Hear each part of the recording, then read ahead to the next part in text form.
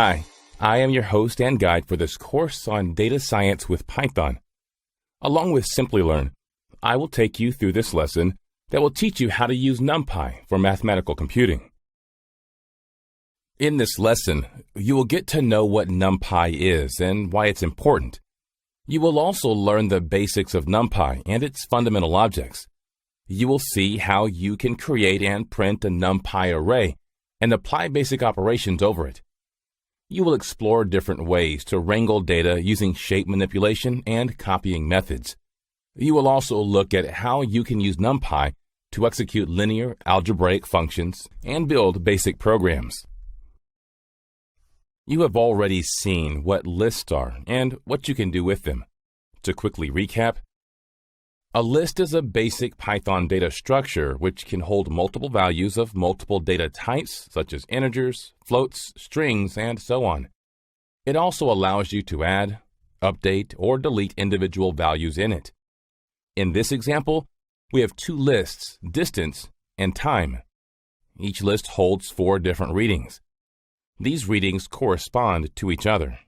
For instance, the first element in the distance list is 10 miles. This value corresponds to the first element of the time list, which is 0.3 hours. Using these lists, if you try to calculate the speed, which is equal distance over time, it will give you an error. That's because mathematical functions can't be applied over an entire list. Now, let's see how Numpy solves this problem. Numpy is a Python library that supports a data container called arrays. Arrays are like lists, but they can do something that lists can't. They easily allow you to apply mathematical operations over the entire dataset. Let's see how this works. First, you need to import the Numpy library. Then you need to convert the distance and time lists into Numpy arrays. Apply the formula for speed using these arrays. You can see that Numpy easily generates an output for each of the 4 readings. This property of Numpy makes a data scientist's job much easier because it helps them to easily manipulate data by applying mathematical functions over a given dataset. Numpy stands for Numerical Python and is the foundational package for mathematical computing in Python. It has a huge set of built-in functions. There are several properties of Numpy. It supports fast and efficient multidimensional arrays, or ndarrays as they are called. It executes computations and mathematical calculations in an element-wise manner. It performs linear algebraic operations, Fourier transformations, and random number generation. It has tools for reading and writing binary or text data from and to disks. It can efficiently store and manipulate data. It has tools to integrate language code, such as C and C++. Let's take a closer look at ndarray in the next slide. An array is a collection of values that can be added, removed, and changed just like a list. But unlike a list, it is homogeneous. That is, it can only hold a single type of data. It's also multidimensional. It supports mathematical functions and is fast and efficient.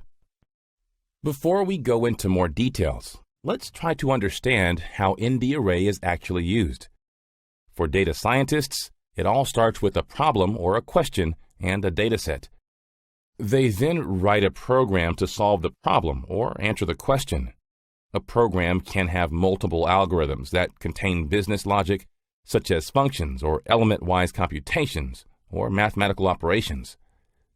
Algorithms within a program need to share data to manipulate it and execute the embedded logic. An ndarray makes this task simple. It's used as a primary container for the data and is available throughout the program for fast and efficient computing. Arrays can be one-dimensional, two-dimensional, three-dimensional, or multi-dimensional. The best way to visualize an array is as rows and columns. You can also look at it by its dimensional axis or rank. You can think of a one-dimensional array as a single row of values. So a one-dimensional array has one axis or rank 1. Two-dimensional arrays can be visualized with rows and columns. This means that it has 2 axes, or rank 2. A 3-dimensional array has 3 axes and can be visualized as a cube, which has height, width, and length. Similarly, multi-dimensional arrays have multiple axes.